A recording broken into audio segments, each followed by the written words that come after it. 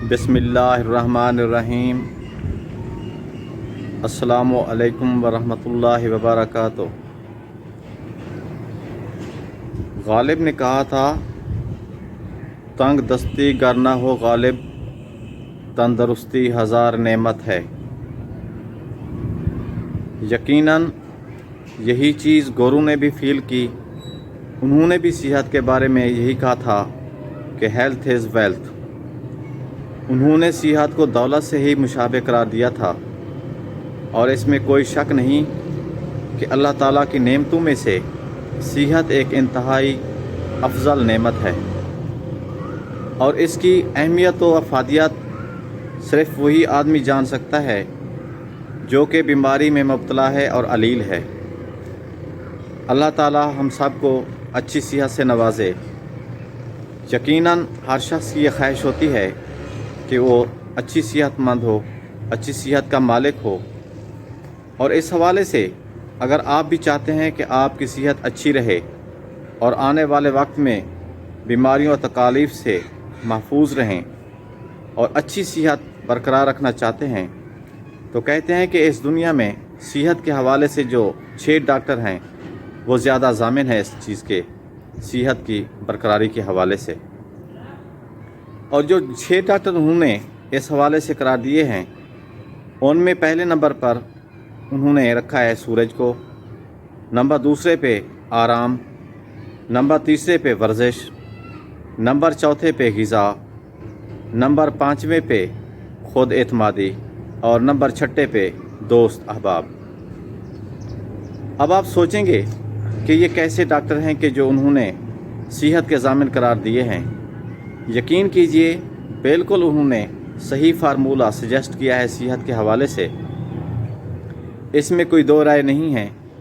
अगर आप पहली दफ़ा सूरज को देख लें, सूरज की सूरत हाल ये होती है कि सुबह सुबह वो कहते हैं कि सुबह जिस वक्त ये तलू होता है उससे तकरीबन पौने घंटे तक, 1 घंटे तक मैक्सिमम, इसकी शुआएँ अगर आप अपने जिस्म पे लगने दें तो आपके विटामिन डी की कमी तकरीबन पूरी हो जाती है, क्योंकि विटामिन डी का ये बहुत बड़ा ज़ख़ीरा है।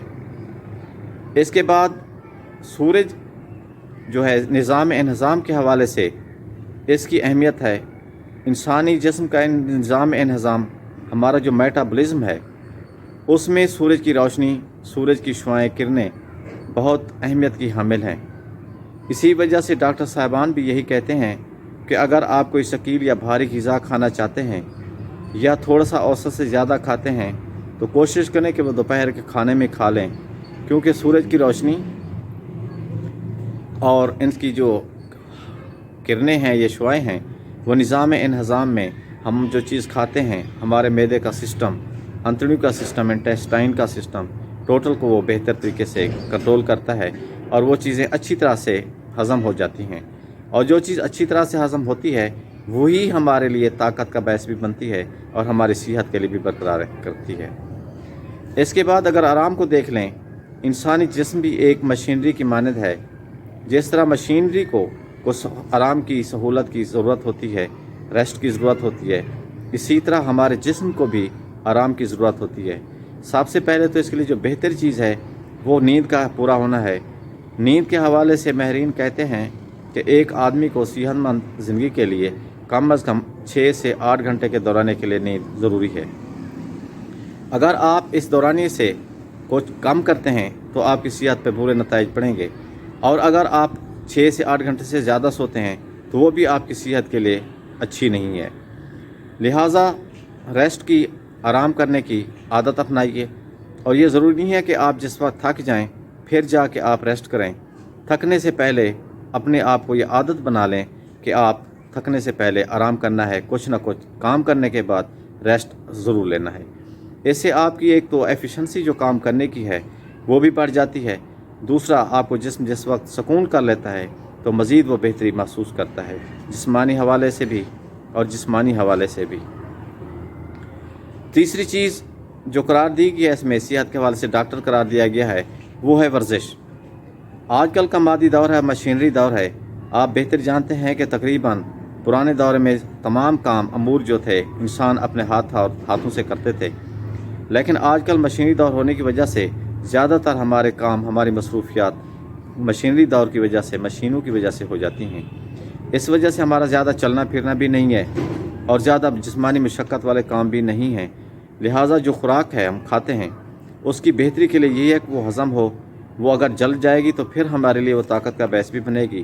اس حوالے سے کہتے ہیں کہ ورزش جسمانی صحت کے لیے انتہائی ضروری ہے، اور واک کے حوالے سے بھی یہی کہا جاتا ہے کہ آپ کے ایک ہفتے میں کم از کم 150 منٹ واک ہونی چاہیے، اور ہر ڈیلی کم از کم 30 منٹ تک اگر آپ ورزش کرتے ہیں تو انشاءاللہ آپ اچھی صحت پائیں گے۔ چوتھے نمبر پہ جو ضامن قرار دیا گیا صحت کے حوالے سے وہ ہماری غذا ہے۔ غذا کے حوالے سے یہ ہے کہ آپ متوازن غذا کھائیں، جو ہمارے جسم کو جس چیز کی ضرورت ہوتی ہے وہ تمام غذائیں جس سے ہماری غذائی ضرورت پوری ہو، قلت نہ ہو، وہ پوری کر لیں۔ قرآن مجید میں بھی یہی چیز فرمایا گیا ہے۔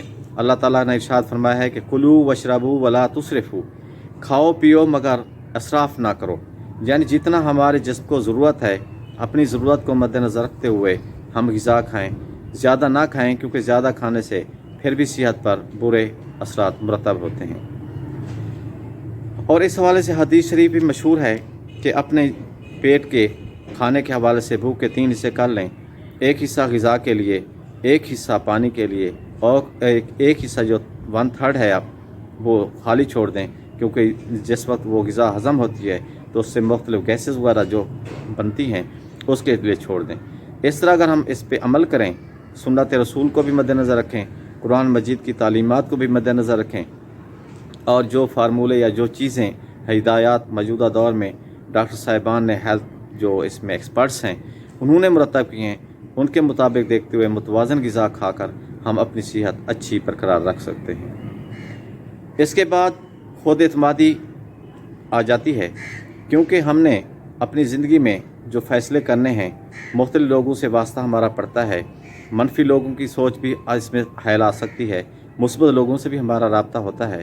اس طرح مختلف کام کرنے کے حوالے سے اگر ہماری ذات میں خود اعتمادی ہے، ہم ڈیل کرنا سمجھتے ہیں کہ کس مسئلے کو، کس چیز کو کس طرح سے ہم ڈیل کر سکتے ہیں، اور اس کے لیے جو بنیادی چیز ہے وہ ہماری خود اعتمادی ہے۔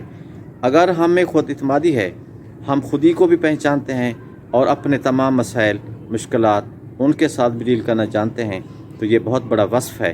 اس کی بنیاد پر ہم اپنے تمام مسائل، اپنے تمام مصیبتیں، اپنے تمام مشکلات حل بھی کر سکتے ہیں اور اپنی زندگی کو سیف بھی کر سکتے ہیں۔